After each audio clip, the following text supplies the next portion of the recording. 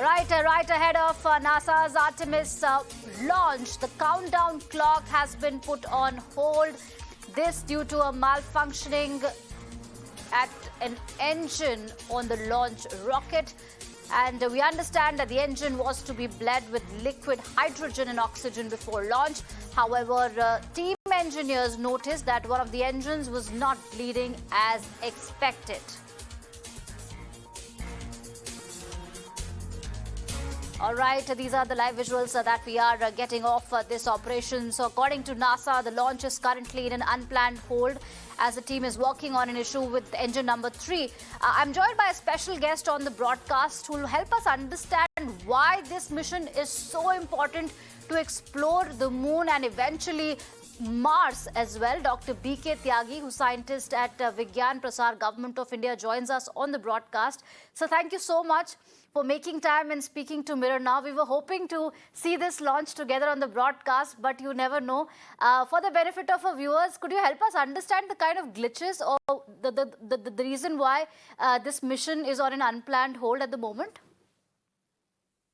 This happened, some technical glitch in that, and because you ensure that it should be 100%, there is no error. It should be error-free, and these are like all part of game. So we don't have to be much worried about it because we have to see.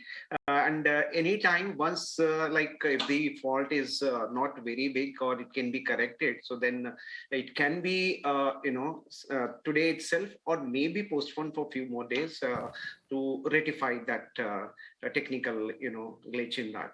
So it's all part of game, there's nothing to worry because we have to ensure the accuracy, and this is a very good, you can say, a step before, instead of like you are having the total failure. Even at the beginning itself, they have been able to find out the fault, and they will correct it.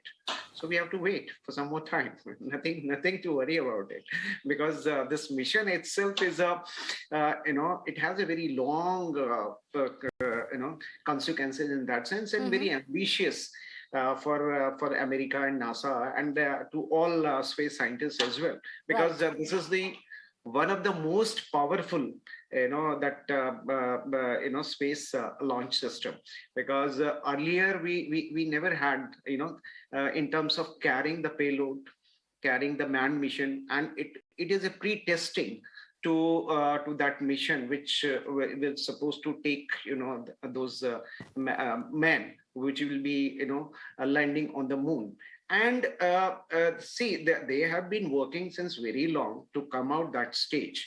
And the most important part of this entire mission is it has a 4 component basically.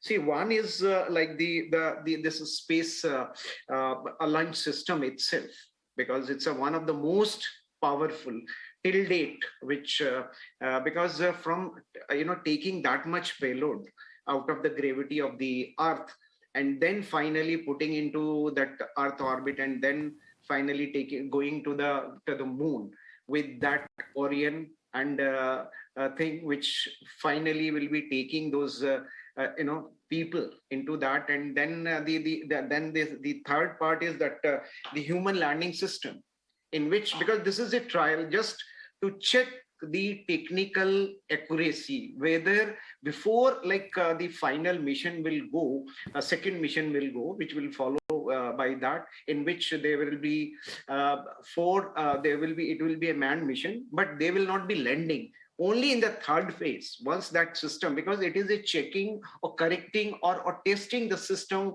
one by one, because it's a question of human life. So yeah, risk cannot be taken. So this all attempt is towards that direction. Right. Yeah. So thank you so much for explaining that to us in very simple terms. So if I have understood this clearly, and our viewers also, that after Apollo, this is going to be another attempt at making humans walk on the moon again. But this is a test that is being done, and eventually the target is Mars, correct? Yeah, because not only that, because it is something very interesting. Look at the internationally now. If you have to establish your supremacy in international scenario, you have to show your technical excellency. Excellence. And this is one way of showing to the world, yes, we can do it. After remaining dormant for 50 years, suddenly, the interest of America into the moon exploration has started. And the reason is, one of the reason is that the mission which has gone, the Indian mission, which has shown the presence of that water and the hydrogen and oxygen in a crystalline form, and the China mission. So a lot of data is already there, and there are a lot of rare metal and the other things. So it's like exploiting those resources also, plus the H3, what we call it, which can be used as a in fuel, plus finding of those the water, presence of water. So here, once you have taken off from Earth, then this can be, those water molecule can be converted into as a fuel. So moon will be working as a refueling station to the Mars. So this is the most, you can say the aspiration of America. So first is to colonize the moon, and then using that moon as a takeoff station to the Mars. So this is like a very future long-term planning, and I think it's going to happen. It's going to happen because internationally we have a outer space treaty. Moon has been declared as a common heritage of the mankind, but this treaty is a failed treaty. Nobody has signed it because only people who can exploit the resources of moon only when they have a technical capability. And it's only few countries, including India, is also planning its mission to the moon. And the China is there, then European Space Agency, and then NASA. These are the few four you can say the groups or the country who has this capability. And rest of all is just silence. Spectator, they are looking what is happening.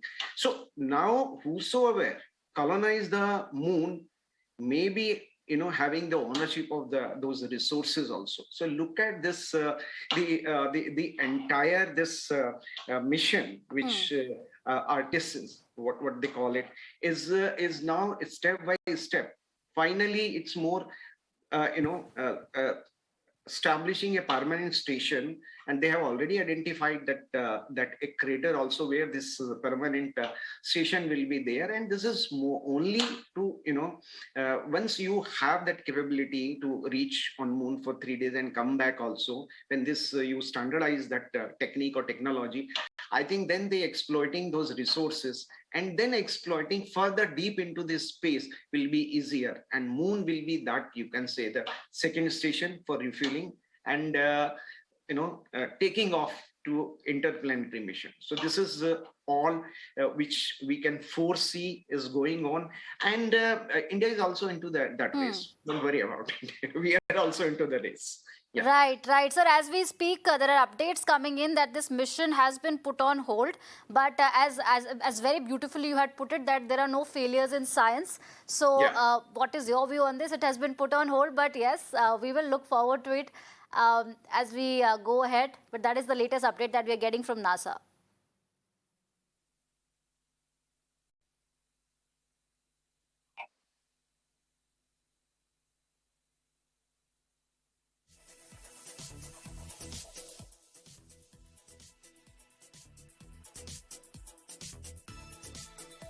Mr. Tyagi, sir, I was saying that the latest update that we are getting is that the mission is currently on unplanned hold. This is the latest that we are getting, and it has been put on hold for the day.